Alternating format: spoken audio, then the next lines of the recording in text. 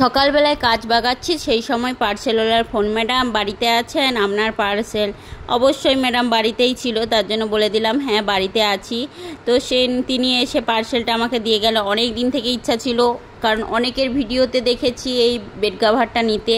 তো কেমন কি, বিশেষ করে ছোট ছোট যে পিলোগুলো দেয় ছোট ছোট একদম, সেগুলোর জন্যই কিন্তু অনেক দিন থেকে নেবার ইচ্ছা ছিল। তারপরে যে পার্সেল আসা মানে সাথে সাথে সেটাকে তো খুলতেই হবে, না খুললে তো মানে ঘুম হবে না আর কি, এরকম ব্যাপার। খাবার হজম হবে না, সকালবেলাতে তো আর ঘুমোবো না।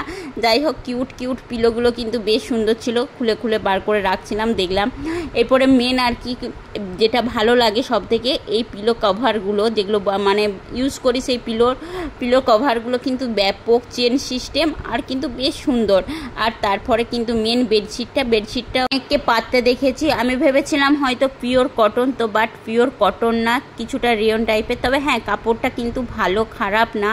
তো পিওর কটনটা এক আলাদা কাপড় আর এটা আলাদা কাপড়, কিন্তু দারুণ এসেছে।